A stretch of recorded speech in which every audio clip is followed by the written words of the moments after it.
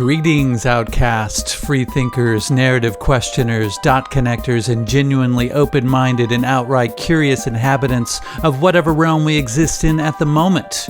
You are about to embark on another free first-hour episode of The Melt. If you find yourself wanting to dig deeper and have the desire to join the conversation during our monthly Melt meetups, you might want to consider becoming a monthly subscriber.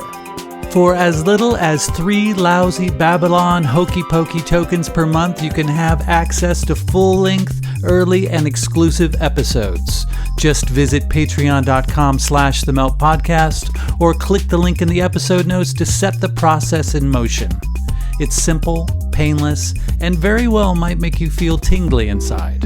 So without further ado, please enjoy the show! This is Hunter Muse. And this is Chris Snipes, and you are listening to The Melt.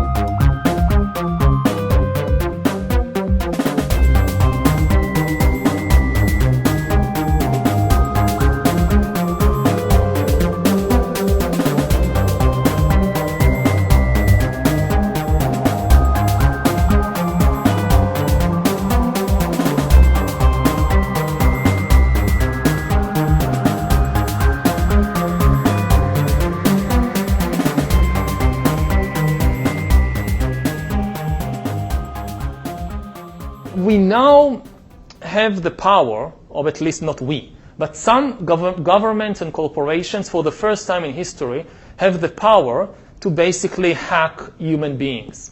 There is a lot of talk about hacking computers, hacking smartphones, hacking bank accounts, but the big story of our era is the ability to hack human beings. And by this I mean that if you have enough data and you have enough computing power, you can understand people better than they understand themselves, and then you can manipulate them in ways which were previously impossible. And in such a situation, the old democratic system stopped functioning. We need to reinvent democracy for this new era in which humans are now hackable animals.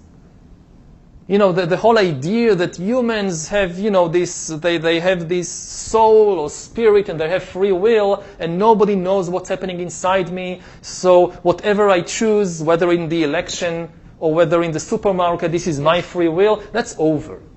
We need to come to terms with the fact that, this is where philosophy meets computer science and biology. No matter what you think ultimately is the truth of the universe, you have to realize that practically today we have the technology to hack human beings on a massive scale, and this means we need to reinvent democracy. We need to reinvent the market. Again, the whole idea of the customer is always right. We just do whatever the customers want. Yes, but you can now hack the customers. You can manipulate the customers to want what you tell them to want. So this whole idea that corporations just serve the needs of the customers, this is over. You can't hide behind this explanation anymore.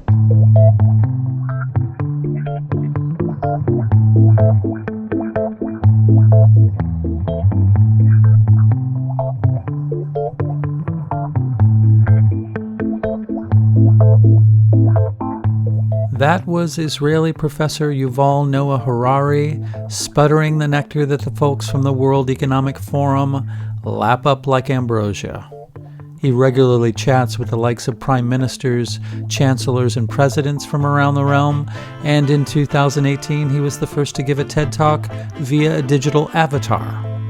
Not only is he a transhumanist lapdog for the elite, but he also, as you have just heard for yourself, believes that free will is an outmoded and antiquated concept that is on its way out.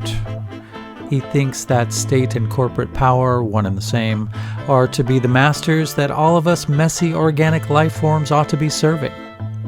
I bring this to your attention not to cause you fear or freak you out in any way, but so that you may laugh heartily at his gall and then promptly dismiss him and his ilk from your timeline.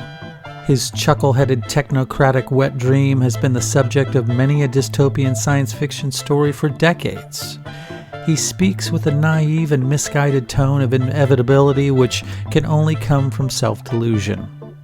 Goodbye, Yuval. We humans don't have the time for the likes of you and your megalomania. We'll be over here loving, laughing, and living with intent with our feet in the dirt. We do not consent to your timeline. Today's guest, filmmaker Frank Jacob, has recently released a webinar entitled A Tale of Two Timelines that deals with Project Looking Glass, the Guardians of the Looking Glass, and an attempt to steer humanity into a timeline not unlike Yuval described before. I start off the conversation by asking Frank to describe what Project Looking Glass is. Okay, well, Project Looking Glass is really the kind of the you could almost say the axle around which a lot of things are turning. And it's, at least a lot of things that pertain to what we were talking about, what I was talking about in A Tale of Two Timelines, and what has kind of since branched out into the world since the late 40s, because it all really kind of started in the late 40s when they began to interact with these flying, pilots that are out there in these strange craft that began crashing.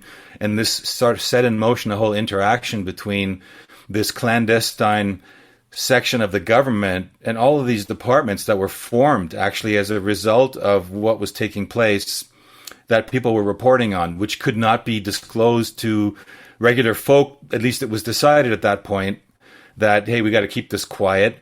And so all these secrecy elements began to take shape around then.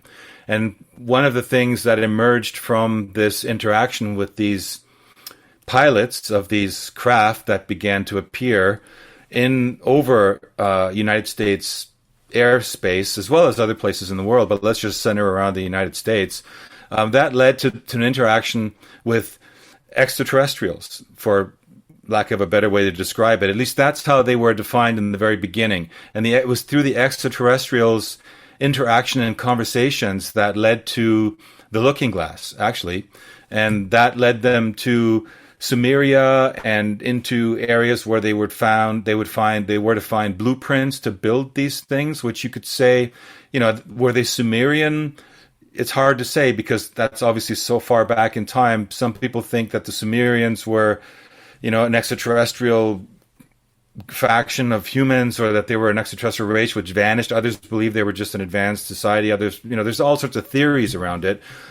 Or that the Anunnaki were there with them, or, but in a way you could almost say that whatever it is, the Sumerians passed on to us these blueprints, which were like a gift in a way to humanity to be able to help navigate time, really, in a way that what they discovered is that these devices, these looking glass devices, when they were constructed and placed in the proximity of what's called stargates, they began to project in the mechanical aspect of it, which is like a plasma ball. They began to project identifiable events or places that people that were the observers that were activating and using the device could easily identify, except they would notice that it was events or things that obviously had not happened, which led them to obviously realize that these are things that are happening in the future.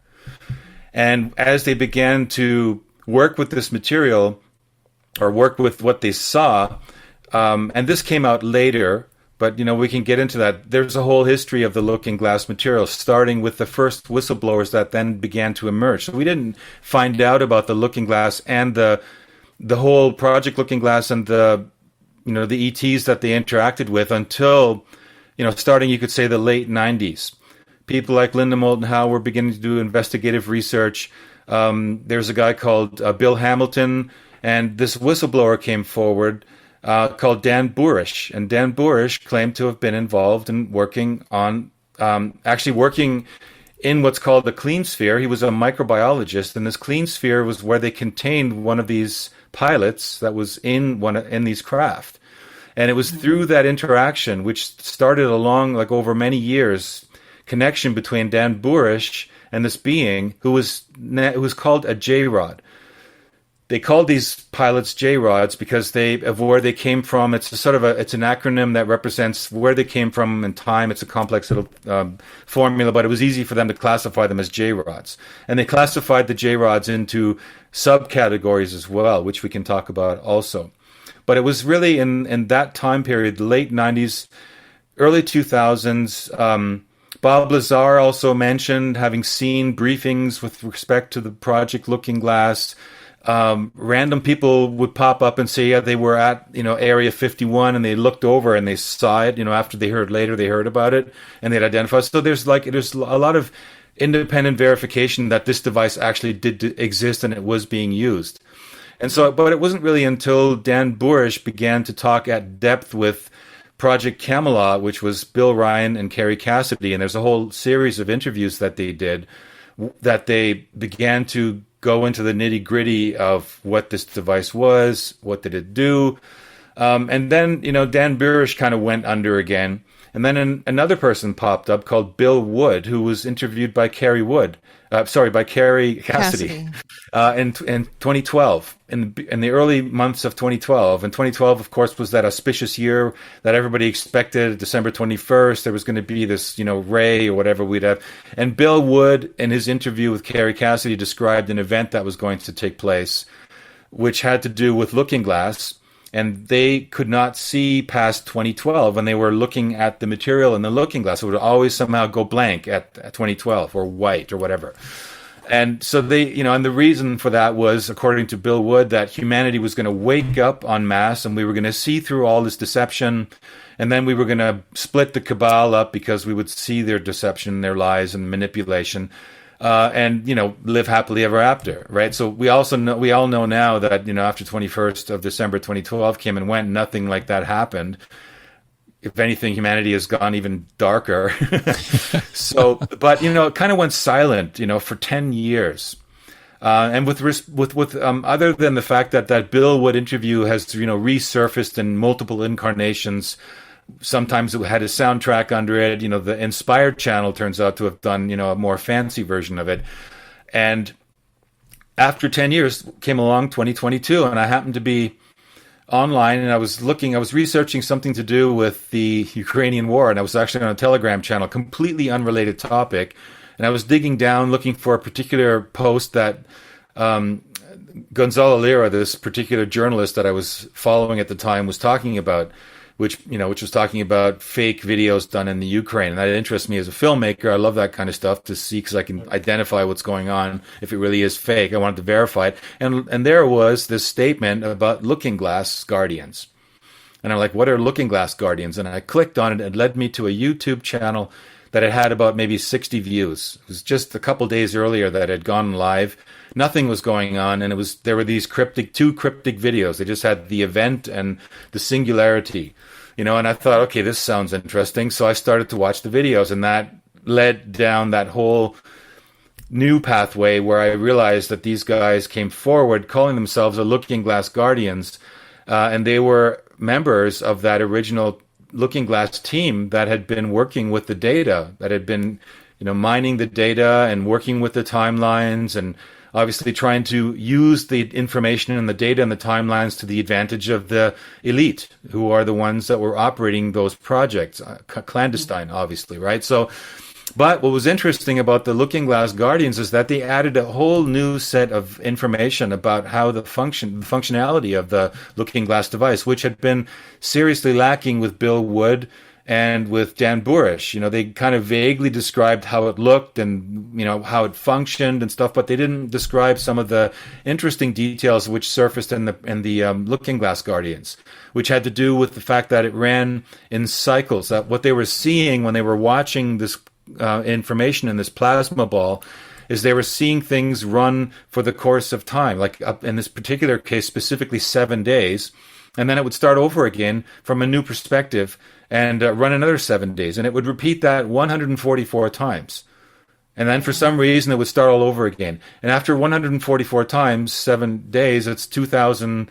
It's 2 years, 2.76 years, basically, 1,004 days or something. And so basically they figured out this cycle and they began to keyword it by putting cameras and filming the data. And essentially they'd have a database and they'd have a complete set of what had been filmed with these cameras. And once you have that, of course, without the device having handles and switches, like if we think of the classic time machine, that we've seen in the movies where you get into a seat, and you turn on the things and I want to go to this year, right? Apparently it really wasn't like that. It was more of something that would run and then they would just observe. So it was more passive. And but once they basically documented that information, they could use computers, of course, to log what they'd seen, and they could quickly jump to certain years and specific times to verify, to see what would happen. Well, if they just now in their present time went and affected a specific circumstance which had to do with something they had seen in the future, they could then go back to that point and they could see if it lines up or if it had changed or to what degree it had changed. Right. So that's how I understood how it worked. And that's kind of how it makes sense in a lot of ways. And so what was interesting, another thing that was interesting about the Looking Glass material is that it didn't end in 2012, as Bill Wood claimed, but it ran to the year 2030, at which point it no longer produced any further data. So for me, that was another trigger point because I knew that 2030 is a very, very critical date with respect to other things that are being planned or that are working in the background in society, particularly Agenda 21, the World Economic Forum, and this number 2030 keeps popping up in many crossover NGO reports and things that people are talking about with respect to the future, with respect to climate or whatever, the agenda happens to be of the elitists. So that made me sit up and take notice. And I wrote a story, of course, because I waited for a few days to see if the usual suspects were going to report on it. And nobody seemed to be attacking the story. So I decided, well, I'm going to write a story about it. And I wrote that story and it went viral.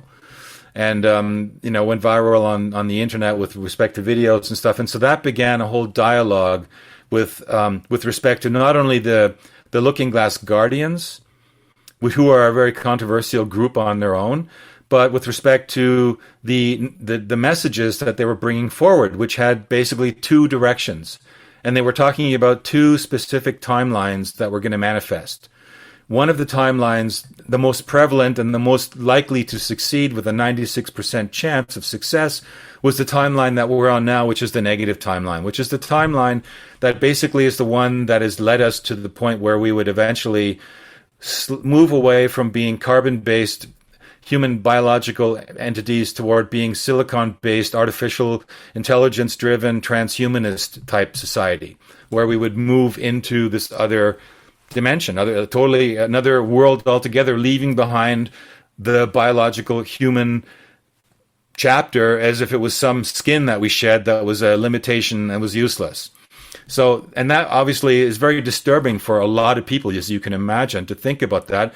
But these are the kinds of things that these are the ideas that they're playing around with and they're working with.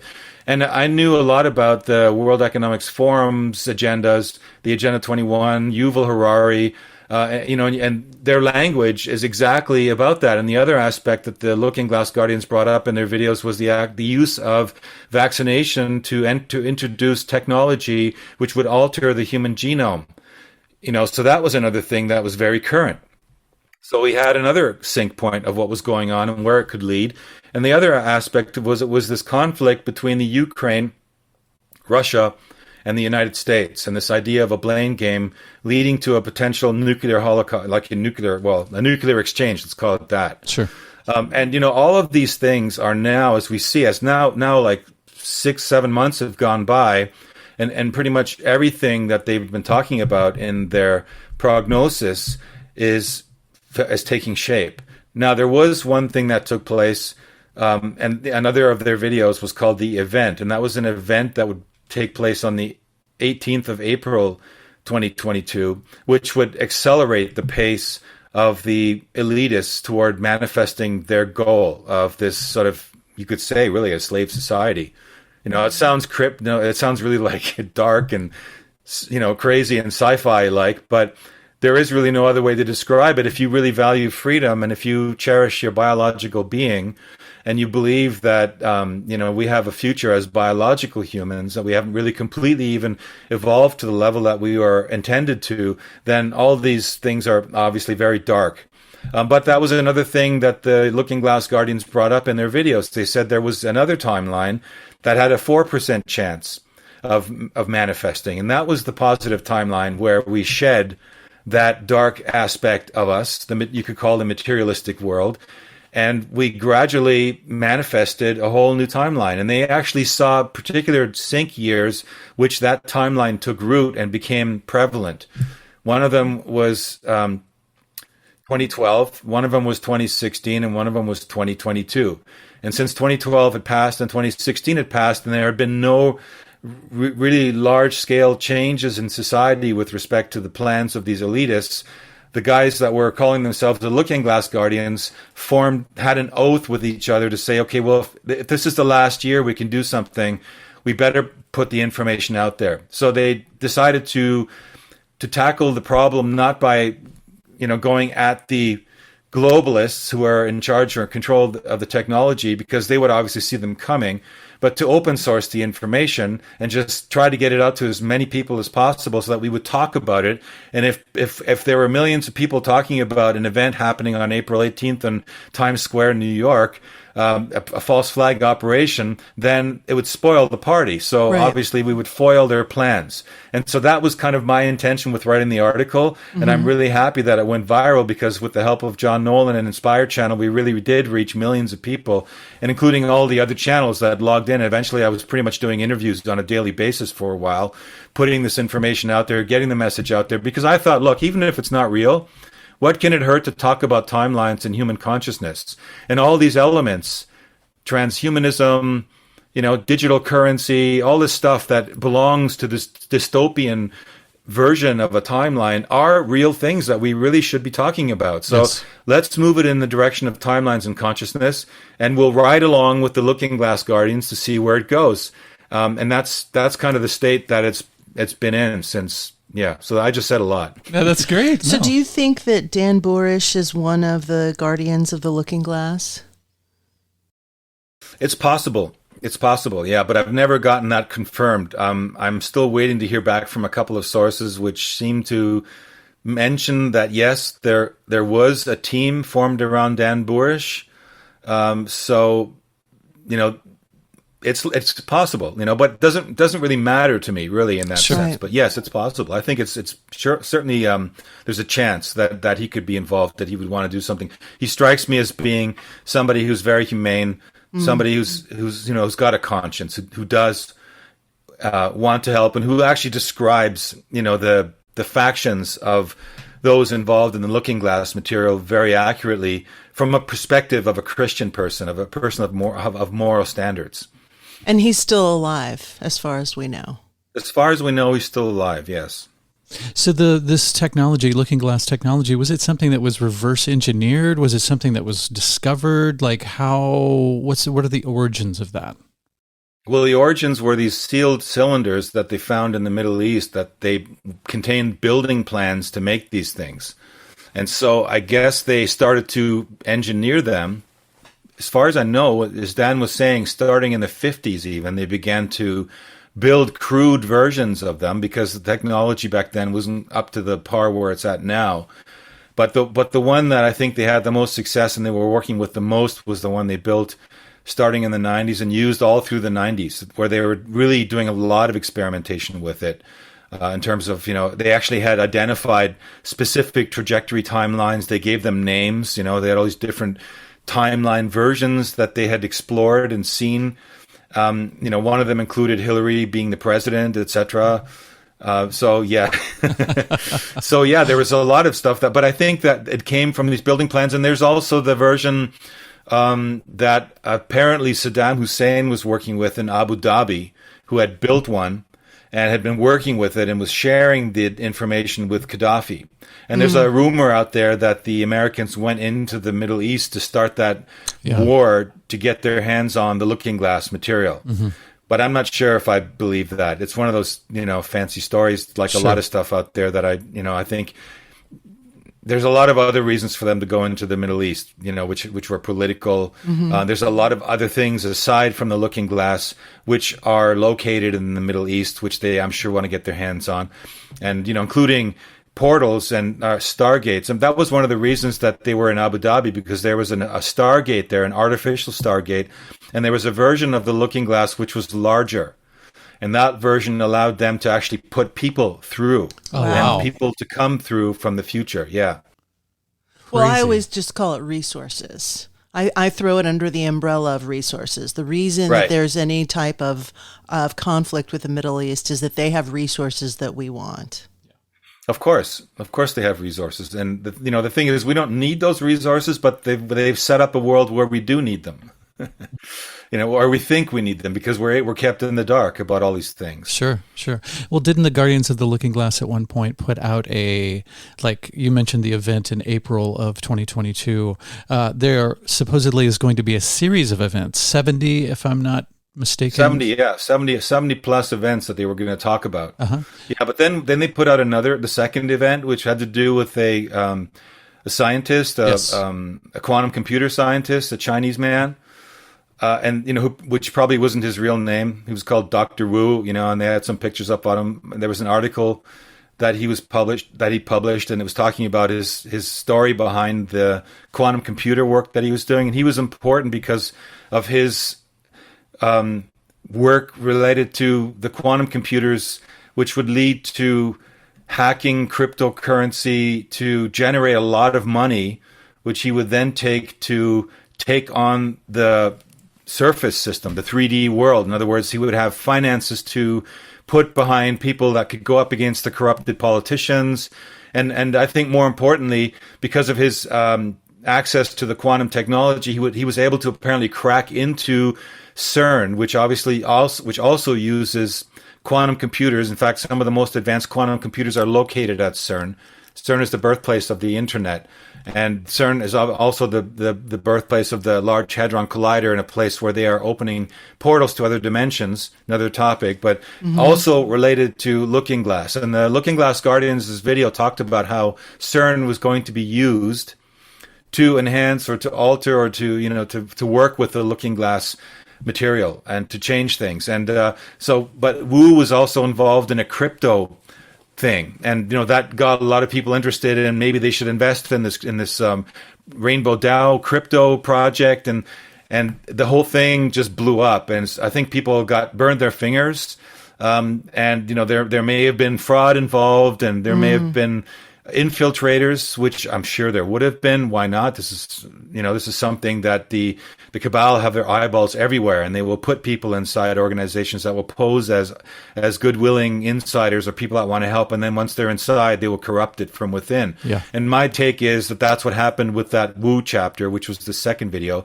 and then it kind of went chaotic. Some strange video came out that had some weird, like, you could follow around and try to find this amulet, and it just went, it sounded like a foreign voice speaking. Right. And that led a lot of people to believe that they were infiltrated and that they had actually been hacked and taken over. Then there was, there was some information that came out about the exchange between what had happened and the real Looking Glass Guardians. They brought a couple of other videos out, which were also very interesting. And they were leading us ultimately toward them dropping, I think, the final piece, which was they're saying there's going to be this, there's this group of people, white hat hackers, that they've been contacted by, who are working on software relative to digital currency and a social credit management system. And that was the last we heard of them. And even that group itself has become heavily attacked and infiltrated. I mean, all of this stuff is totally predictable. Of course they would be hacked, and of course they'd be infiltrated. So do we know if they're a fraud or if they're real? People have contacted me and they say that they're a fraud. And there's people and then they've showed me stuff, and I'm not finished my total investigation of it yet. But some people, they said they're absolutely a fraud, and they showed me data, and I'm like, no, this doesn't prove anything. It's neither proving that they are, nor is it proving that they're not. So we have to give everything the benefit of the doubt. The very fact is, the information that these people put out in the world has real sync points in the world. It is really happening. There really is a digital currency coming, and there really is a group of people planning to bring this dystopian future upon us. So they've done us a big favor because they've launched a discussion that wasn't there before in the blogosphere. And we have the responsibility to take that discussion as far as we can, because it really is, a discussion which determines the future of humanity, whether it's going to be a human or a biological human future, or if it's going to be a synthetic artificial intelligence driven future. That's where we stand. And the technology to realize that world, both of those worlds, exists, and then it will exist in the next 20 years. It'll come to its fruition in no less than 20 years. It will be decided one way or the other. And now's the time for us to be talking about it. Now's the time for us to make a stand. Do you think it's possible to jump between both timelines, that both can coexist? I think that's what we're doing now. I think the two timelines exist right now. We've definitely started this other timeline. And it's the one people talk about, 5D, the enlightened society. Some people already say we've got it already, that we've got this, it's done, right? It's one of those famous memes out there. We got this, right? Yeah. No, exactly. We don't got this, friends. We don't got it. Not quite. Forget that idea. It's not over yet, right? Yes. But we've sprouted the timeline. It's no doubt. And more people than ever are waking up exponentially. So we have definitely, the odds are working in our favor to make this happen, more so than ever before. So we can never forget that. That's probably the single most important piece that we have to hang on to give us the motivation to keep going. Because if it was dire and hopeless, we wouldn't do it. And if it was really hopeless, the cabal wouldn't be doing all they are with the propaganda that they're putting out in the world. So Yeah. Right. We're obviously a threat still. We're obviously, Exactly. A detriment to them fulfilling their plans. Yes. But we are basically, at this point, we're jumping between those two timelines. And I do believe, but I do not believe, I'm not one of these people who believe that the timeline will split, that we're now on one, it'll split. All the cool people will go on the cool timeline, and all the asshole people will go on the negative timeline, right?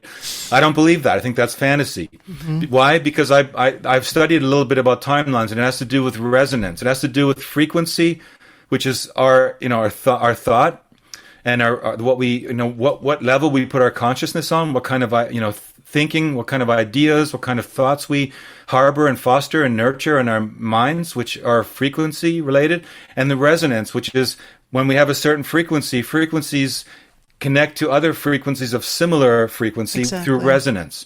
And so it's the timelines are formed by our resonance with consensus. The consensus is where the majority of people are resonating. It's the frequency most people are bound to.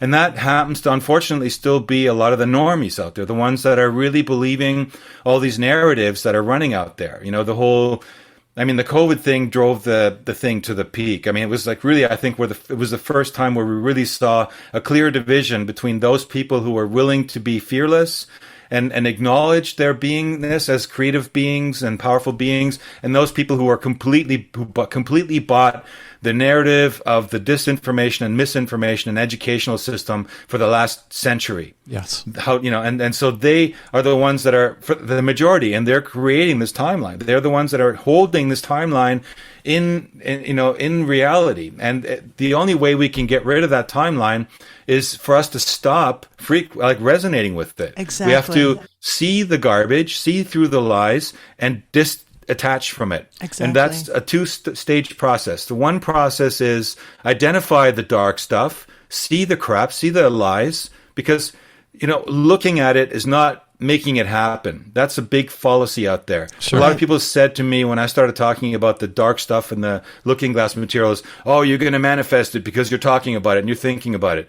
No, you're not. You're only going to manifest it if you're blindly following it and putting your emotion into it and thinking that that's really what's going on. Yeah. Right. But if you're looking at it like somebody who's a chess player and you realize, if I think 6 moves deep, what he just did will lead to me losing that player, that's not manifesting you losing that player. It's stopping you from losing that player because you can see through it. Yes. So you can take steps to intervene and stop that from happening. It's the same way a timeline works.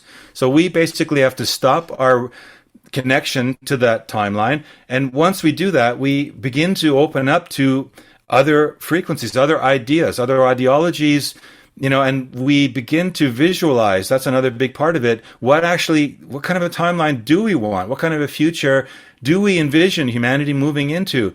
And that's the second part of it. And so once you do that, you begin to disconnect and you weaken that consensus timeline. It begins to crumble. And that was the nice thing about the Looking Glass Guardians video. They were saying that essentially in one version, humanity saw through it more and more. And eventually they just stopped watching, all these these mainstream programmings, and they disconnected from the Facebooks and the Googles and they just essentially said, no, we're not doing that anymore. And what happened?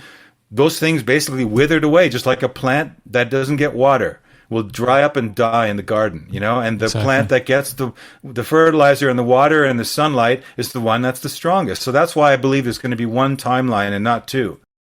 Well, So I just very quickly wanted to say, I think you've brought up a very, very salient, important point, and it is about sheer numbers.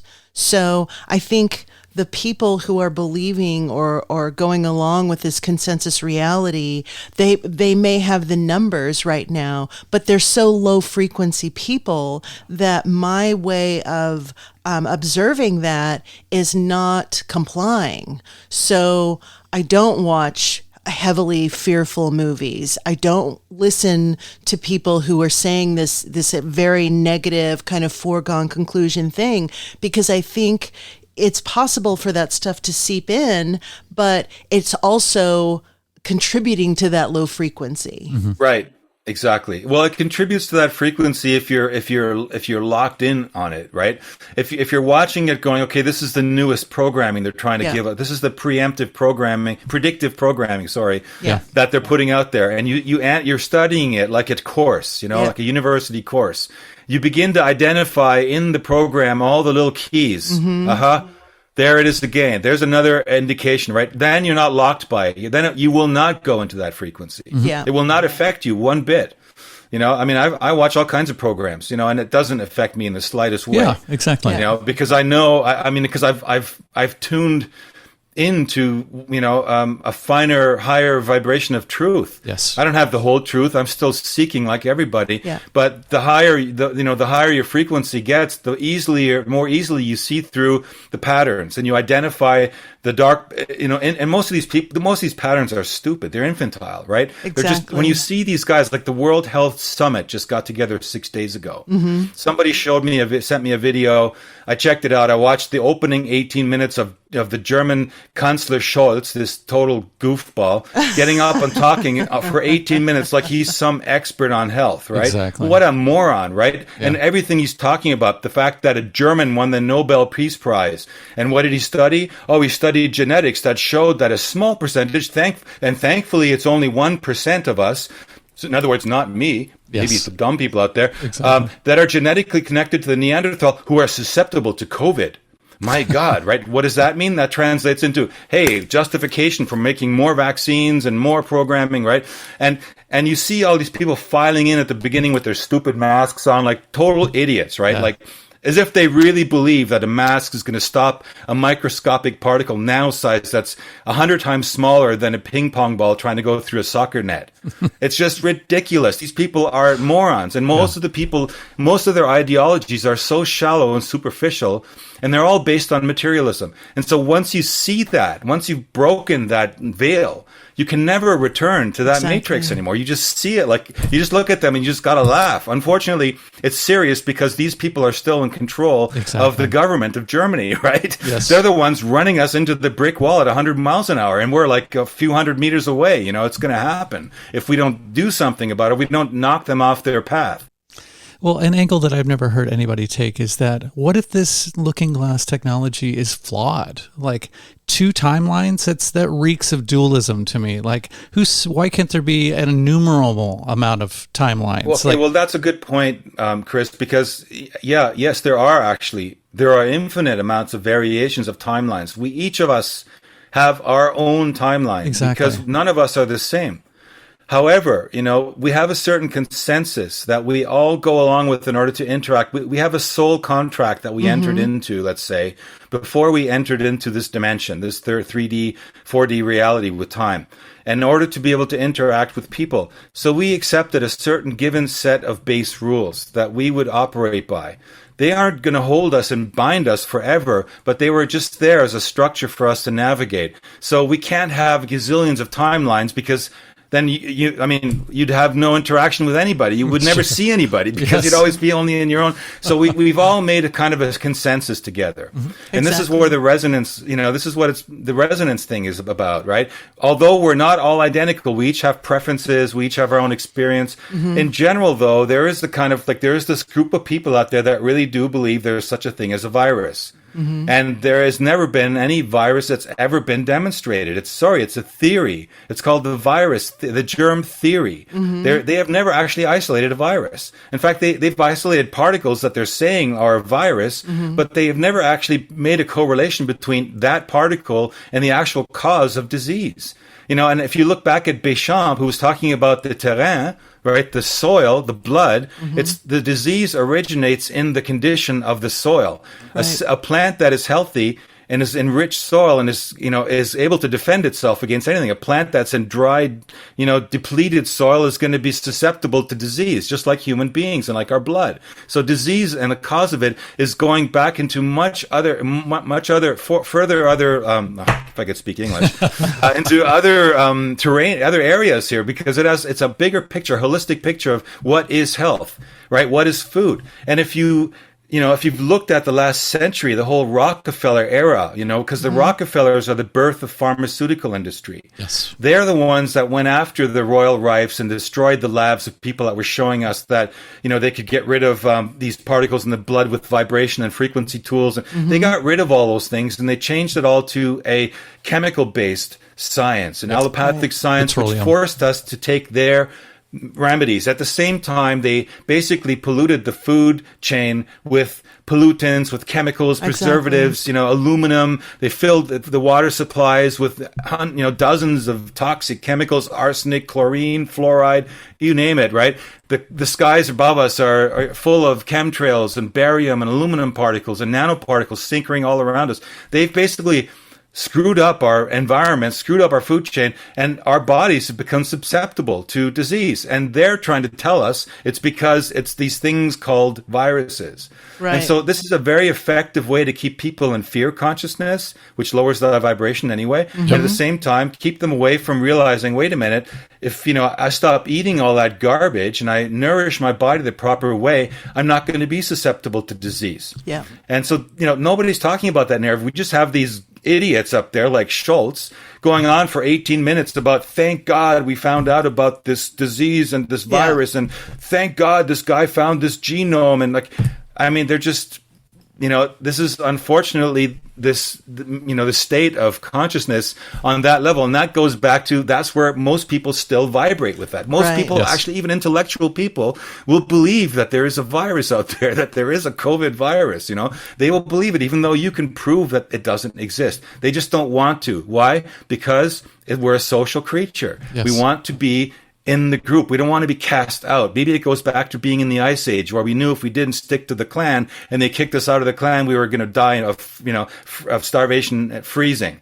So, it's in our genome. It's in our genetic, morphogenetic field, if you want, to not go against the system. So that's why there's this timeline, this consensus timeline, if that explains it a little bit to you.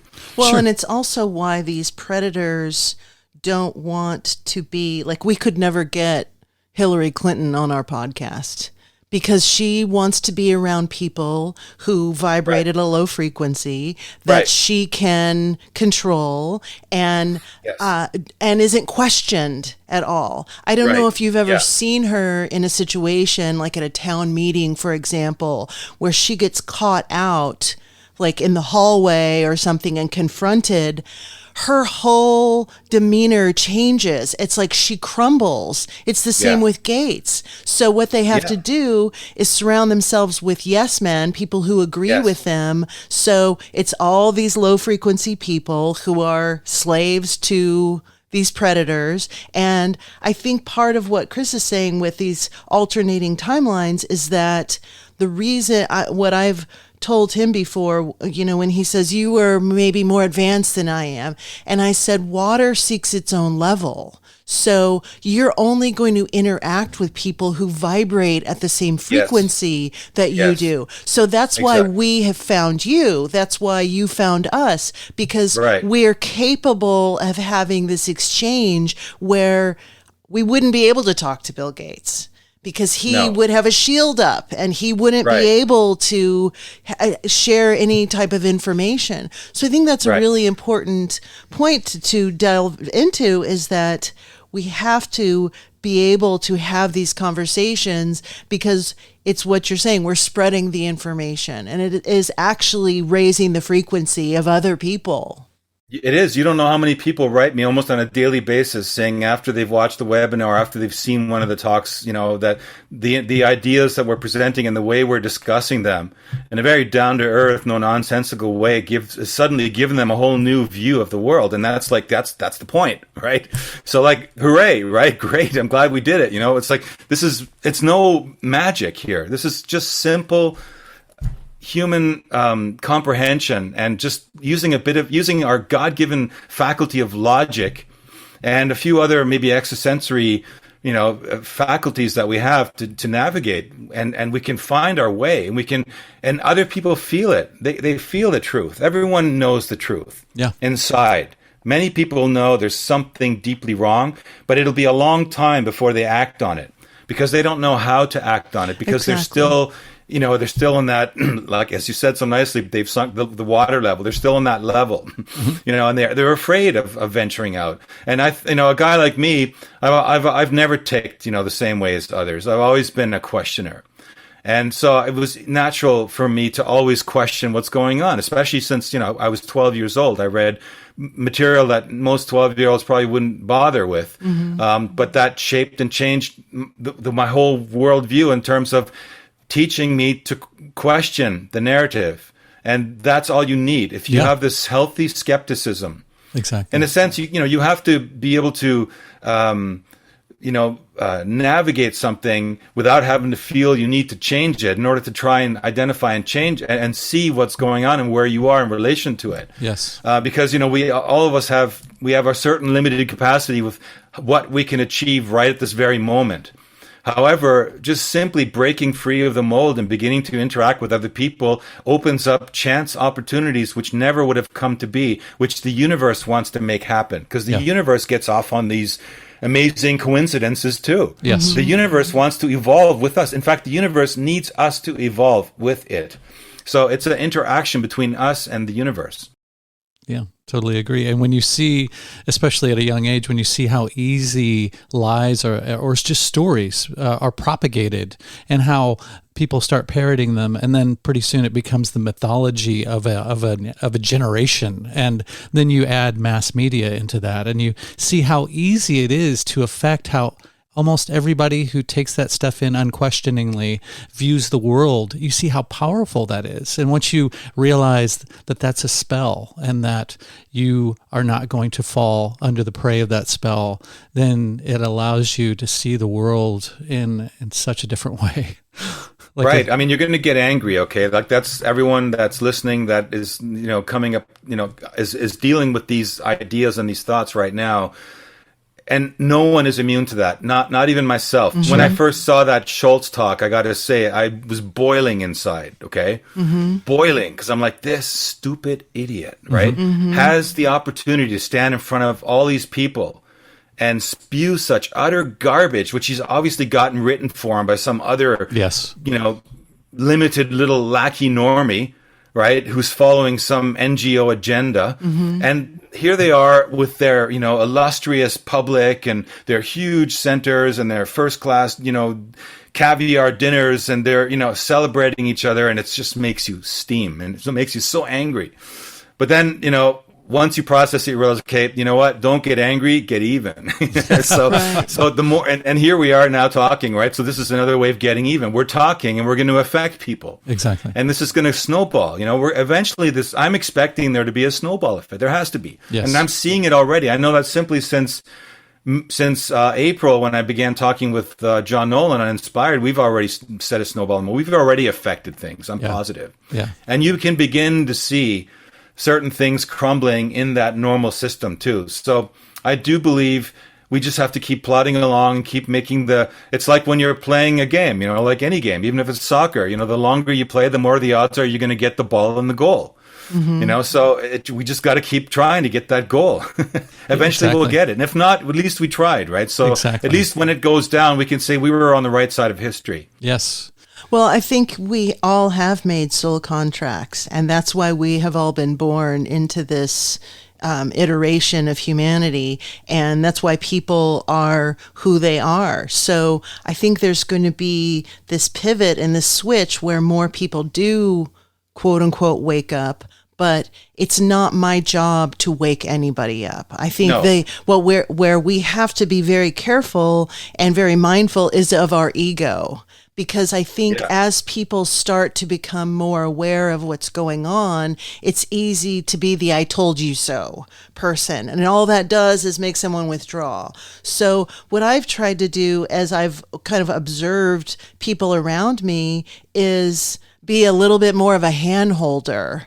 As the people are freaking out and going, oh my God, I can't believe this is all going on. It's like, I've been in this game for a long time and I've been trying to tell you, but at the same time, you just want to be like, all right, well, now that you've reconciled or you've realized that there is some other agenda happening, just be gentle with yourself. Like, don't be so upset that you've bought the Kool-Aid for so long. Right.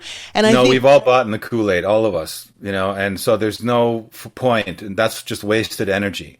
And you realize, that I've found it's interesting because I operate in different worlds, like you were saying, two timelines, right? Well, I definitely operate in two timelines. And there are people that know me in one timeline that have no idea of me, and this is the other timeline we're in. We're sharing, you and I are on the other timeline together right now.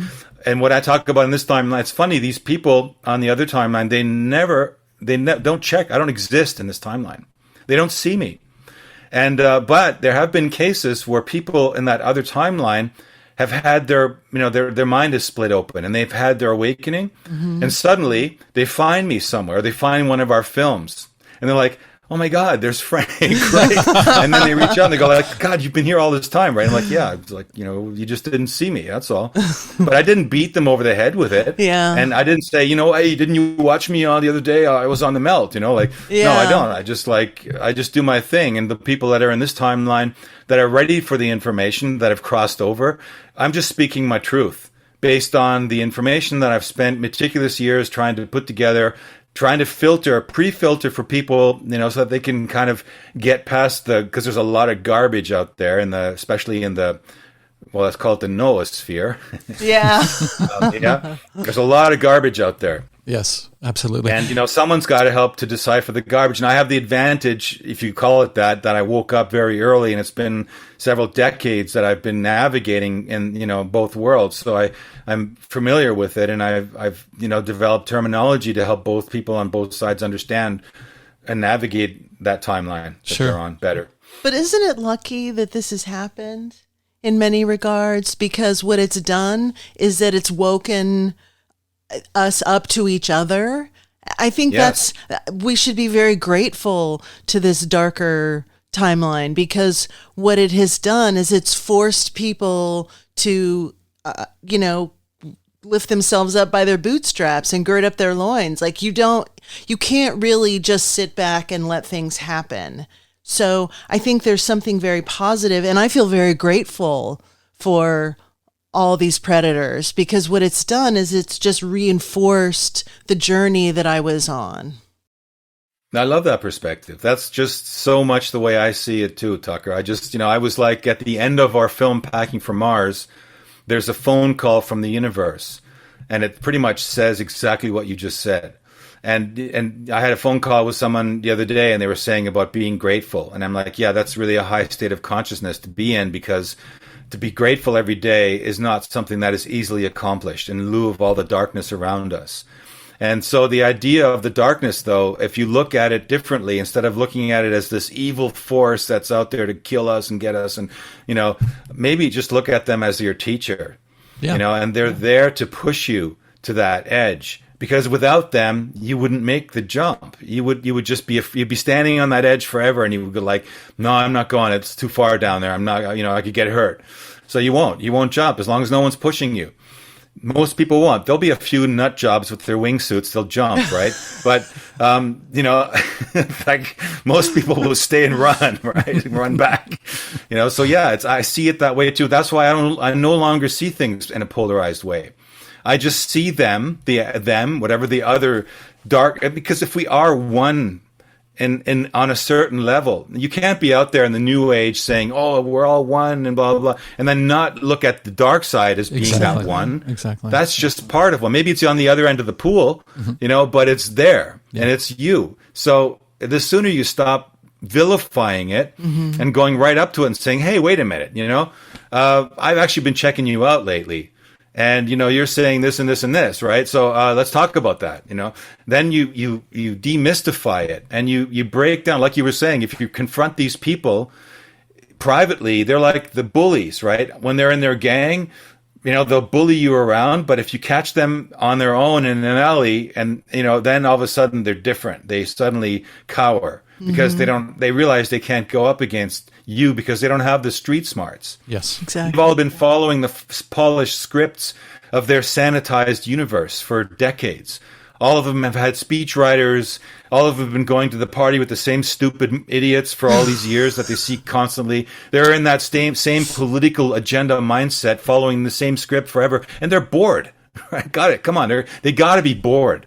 Right? Because it's the same old, same. That's why they take so many days off, right? Especially in the EU Parliament. I mean, it's funny that one guy that just stood up and called Ursula von der Leyen on all of her fraud and to order 6.5 billion dosages of, which is 10 dosages for every citizen in the entire EU with our taxpayer money is a fraud. It's a crime. And he was making this big speech and you're going, yeah, right? And then the camera pans out and you see him standing amongst a bunch of empty chairs. And you realize that there's no one there listening, right? Wow. They're all on holidays because they're bored. They're tired. They're not interested any longer. They've checked out. Yeah. So these people, you can easily defeat them, any of them. If you take them on in an argument and a debate, they crumble. And we have to know that. We have to be, that's why I always say we have to start confronting them. We have to start going to them. Because that's, we have to go up to them. We can't just, stand back and, oh, that bad political system out there. Don't complain about it. Do something about it, or don't complain. Then just accept it. Exactly. Because if you're not going to do something about it, then you can't do anything about it anyway. So what are you going to do? Just, be a consumer and complain all day long? That's just going to lower your vibration. Better to stick your head in the sand and be happy than to complain all the time and not do anything. So, exactly. Complaining is not a way out of this dilemma. It's got to do with going up to these people, our representatives, the people we've given our vote, the ones we've so-called empowered in our so-called democracy, and calling them on it, making them, live up to what they've been entrusted with. That's the idea behind, society, isn't it? I mean, really. And if we don't do that, then what do we expect? The people with the money and the deep pockets and control of the media are going to do what they want to do. They're flaunting it in front of. I'm sure you've noticed that, right? Oh yeah. In the media, in the films, and they don't even hide it anymore. It's like it's becoming so blatant. Yep. They know that, hey, they've checked, they've done their studies, they've tested the waters, and they've seen, nope, 90% are sleeping. Forget it. We can do anything. See this? Watch this. I'll take my clothes off and I'll walk down the street. Nobody will see it, right? And they'll do it. And nobody will see it. Yep. Right? This is what they're doing with us right now. They're provoking us. Exactly. They're tantalizing and teasing us with all this stuff, these evidence, like self-evident behaviors, which are, showing us where they want to go. And they're saying, hey, do something about it then. Yeah. Well, we have to, and we are doing something about it. This is why I do not condone the people that are saying, sit back and watch the show. I think that's very destructive. Mm-hmm. Yeah. I'm not one of those people that's saying, sit back, Q's got this. Sorry. Lord have mercy. That was incredible. I may change my name to Tucker. I wasn't sure whether I should bring that up. I'm so glad you did. Okay. Thank you. Because I was going to write him a message and say, my name is Hunter. Well, I would hate for him to maybe perhaps listen to it further down the line and realize his mistake. And yeah. And I would want somebody to tell me if I were on a show. And Anyway, that's not the takeaway from this. What is the takeaway? Isn't it? That's it. All right. Thanks for listening. Oh, wow. Well, I'm really interested in this conference that he's going to be at in Los Angeles. That sounds amazing. Mm-hmm. That if we don't go to Peru, we should look into going to California and for sure seeing him. Well, we'll go to Peru regardless, but when? Yeah. It's a different story. Yeah, we have plenty of opportunities to do that. Yeah, right. But I love the Looking Glass stuff. I love the Guardians of the Looking Glass stuff. It's hard to keep something like that going and to verify it in any real way when it's just some anonymous group or person dropping all these little bombs and then really not sticking around to be accountable for it. You can't have them on for an interview. Yeah. So, but as I think Frank alluded to sometime during the talk, if these exact things aren't happening, including this social credit software system, then you can be sure that very similar things are happening or in the works or, does that make sense? What are you looking at? I'm just listening to what you were saying. Yeah, I think that it kind of goes into the Q world for me because I felt very skeptical of the QAnon movement, especially when they were saying that Donald Trump was the savior. It was like, really? This is the person that we're hanging all of our hopes on, the reality television person. Any so politician. I again, like I feel, I don't know. It's not that I feel skeptical of the Guardians of the Looking Glass. I think where I stand with all of that is we are in control of our reality. We are in control of how we perceive the world.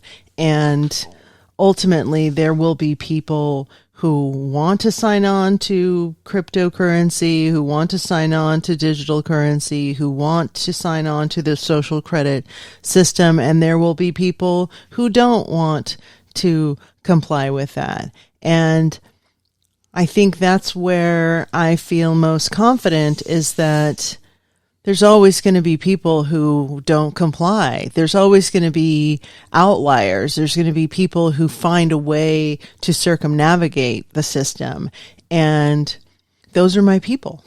Well, yeah, I think it's important to note the implications of things like this. I think the dangerous part of putting out this kind of information can be that people freak out. Like when I first heard Frank being interviewed on Forbidden Knowledge News, that we're actually going to be on tomorrow night, is that it freaked me out and I just took it all as gospel and I thought, what the fuck is humanity going to do? Like, how are we going to get out of this?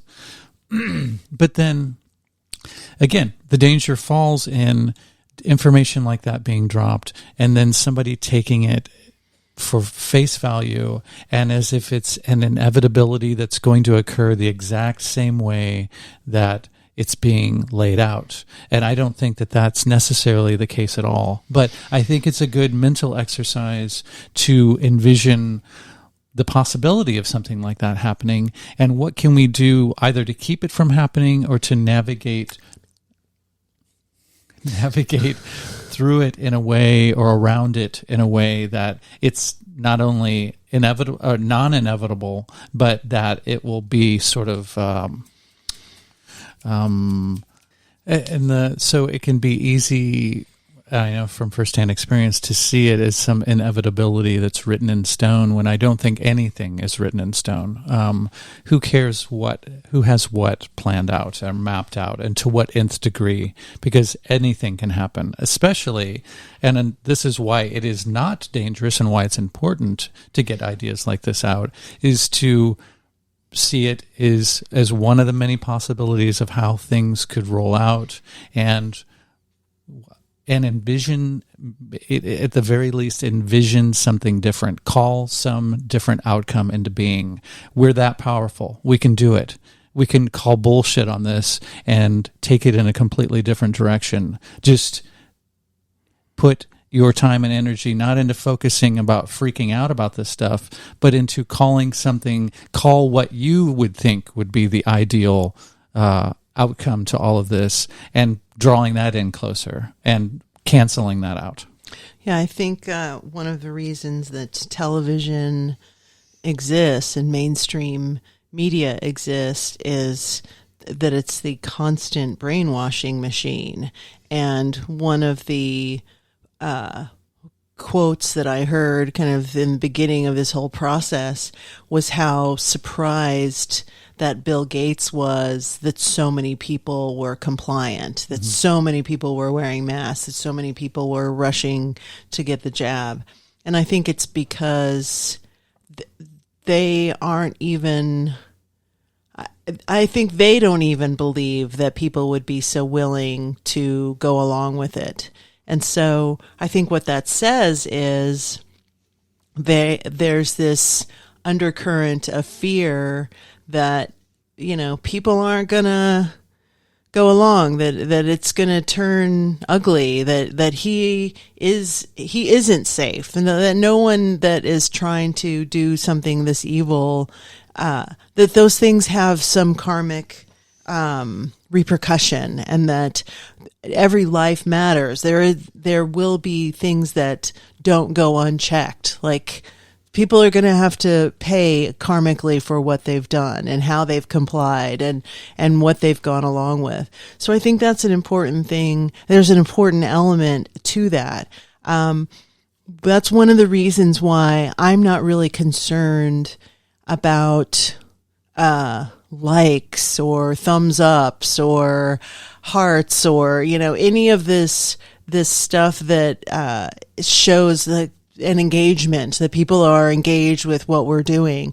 I don't care if we have 100,000 listeners or 1 million or 11 million. What I care about is that we have the right people listening, that we are influencing and affecting people who vibrate with us and that are on the same frequency. So to me, that is more important than trying to have a great influence on the greater society. I think that we all have some degree of responsibility, self-governance and self-responsibility, and that's more important to me. I'm not looking to be a leader. What I'm looking to be is the best version of myself that I possibly can be, because I'm not healing anybody. People are healing themselves. We are creating this space to have these dialogues, but ultimately it's up to the individual who's listening that determines what they do with this information. And that's why that's so powerful, because you're powerful. You're very, very powerful. All of us are extremely powerful. And it's easy to minimize that. Again, like we've said in the conversation, we've said it in conversations before, Tucker and I have been saying all this time that just kidding, Frank. Love you. Just totally kidding. Is that it is our disempowerment that is the most powerful tool that these folks have against us. And for the most part, it's worked swimmingly. because most people just don't see themselves as anything. Right. But I would say laziness more than anything, spiritual laziness. Yeah, for sure. But it all feeds into it.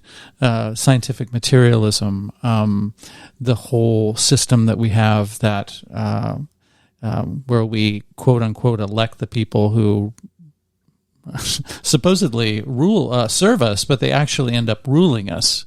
All of this stuff serves to disempower us, giving us only two choices with these politicians to elect them into office and have them decide the fate of us.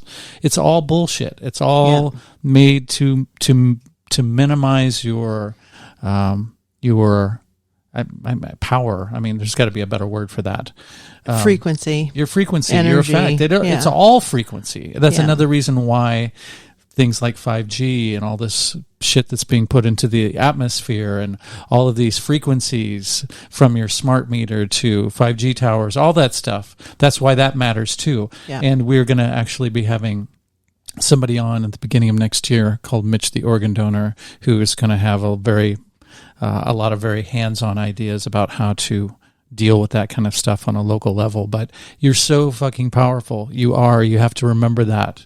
Not in an egotistical way, but in a sovereign, self-governing, you can actually have a huge say in your destiny sort of way. Yeah. And in therefore saying in our group destiny. Yeah, when we were going through the struggles that we have gone through with our extended family and the children being jabbed and that whole discussion and how that all went down, I think one thing that I said to you that I still really believe and I feel in my gut is that regardless of what happens in the future, what your children will be able to say is, or be able to observe, is that you fought as hard as you possibly could against this narrative, that you did everything in your power to stop that from happening. And I think ultimately that's really this test here. This is where gratitude comes in, is that what these predators have done is that they've forced us into action. They have forced us into responding as opposed to complying. And I think that's an important part of this whole circumstance, is that we didn't go along with it, and we never have gone along with it. And I would imagine the people who are on the other side of this conversation, the people who are listening to us, they haven't gone along with it because they wouldn't have made it this far in this dialogue if they had. So I think that's really important, is that we all have to come to this place in ourselves where we realize our own frequency and where we are vibrating and the level of control we have in our own world and what wolf we are feeding in our brains. Are we feeding the part that's fearful, that feels weakened, that feels that there is only one timeline, or are we feeding the one that realizes that it's really the thought that's leading this, and it's where our thoughts go that are determining what the future is? I believe that it is our duty not to buy into the fear story. Not to buy into any of the story. Most of it leads back to fear because that's such an surefire way of manipulating people. But I think it's also important there's a practice put forth by Chogyam Trungpa Rinpoche, a Tibetan teacher that came over and set up the Shambhala school and foundation and publishing house, so on and so forth, starting in Boulder, Colorado, with Naropa Institute. And there's a Tibetan name for it, and I can't think of it, but basically it amounts to turning poison into medicine. And I think there's a lot of poisons around, which it feels like we don't have anything to do with, and we very well might not have anything to do. There might be nothing we can do about how much and what kind of poisons we get subjected to, but So what we can do is, like any situation in life where you have to, if you can't control your circumstances, you control how you deal with your circumstances. Right. You can control how you metabolize that poison, right. what you turn it into. Turn it into a learning moment, turning it into health, turning it into whatever, something that serves you, and it makes you more powerful, actually. And that's very possible. And this is why you can eat gas station pizza. Because you can turn it into health. Thank you, Casey's. Shh. Don't give them a shout out, damn it. Hashtag Casey's. Chris does, he goes there. He goes to, and when I mean goes there, he eats things that I would throw my body into a crazy, crazy loop. But I think that he's on this journey where I think it doesn't have as much of an influence on him as it does me. Well, that's a huge blind spot for me. That is something that I have worked on off and on throughout my awakened part of my life, and it's the thing that I have the hardest problem with. Thank you for bringing it up publicly. Because I want support. I need support from our listeners. Anyway, because I want to live a long time, and I want you to live a long time. Sure. There's a lot to say there, and we're already over 12 minutes into this. What's the, not prologue, epilogue. Yes, something I'm working on. But I do, at the very least, in those situations, which they usually happen because of, oh my God, I can't believe I don't want to get into all this. Let's have another... I've been talking about having episodes where just you and I go off, riff. We can riff on that. I'll be totally accountable for all my actions and explain myself, and maybe you guys can help on some level with that, because I certainly could use it. Okay. Thank you all so much for listening. It was a great conversation with Frank, as I knew that it would be. Awesome. Yes. Awesome. Yeah. And that won't be the last one for sure. No. But we're booked through the beginning of January, so it will probably be sometime in the beginning of next year when we chat with him again. I'm really looking forward to it. Me too. It was amazing. I feel so grateful to have people like Frank who have done the footwork and the research and compiled all of this data, and who have opened themselves up to the dialogue and ridicule potentially, and just are fearless. Mm-hmm. I think that's the thing that is most inspiring, is just the fearlessness, because I think we need a lot more of that. For sure. And I want to watch his other films too. Hell yeah. Yeah. So we need to get on that too before we talk to him again. I'm in. All right. Thank you all so very much for listening. If you'd like to get a hold of us with guest ideas, it's Tucker-Muse. That's where you were supposed to say casserole recipes. Oh, casserole recipes. Or ways to stop eating gas station pizza. I don't do that very much anymore. I know, don't. But it's just funny. It sounds funny. It does sound funny. You can email us at themeltpodcast@protonmail.com, or Tucker-Muse. No, Hunter-Muse at protonmail.com.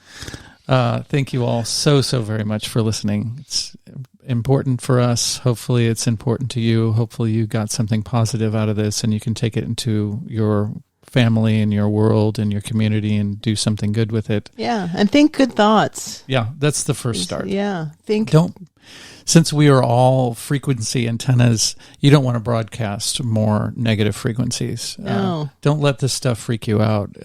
It's something to take into account, but it's not the whole story by any means. It's just one version of it. So, yeah, I agree. We're all good. Yeah, we all are collaborators in this reality, and we are all deciding from a second to second basis which direction this ship is being steered. Yeah, Let's don't let these old vampiric reptiles have any. Their time is done. Yeah, feel sorry for them, if anything. Just feel sad for them because, and then let it go. And push them off the cliff. No. No, they've already done that. That's not our job. I know. I was just kidding. All right, we love you. We love you. And until next time, ta-ta. Tickety-boo. To hear the full-length version of this episode, get access to exclusive and early episodes, and participate in our monthly Zoom meetups for as little as $3 per month, just click the Patreon link in the episode notes or visit patreon.com/themeltpodcast.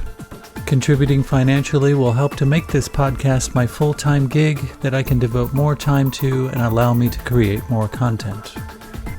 Other ways of contributing would be giving us a favorable review or rating wherever you get your podcasts, subscribing to us on YouTube, spreading the word wherever you and your tribe congregate, or just by sending us your positive thoughts and intentions. In a quantumly intertwined and holographic multiverse, these also go a long way. Thank you.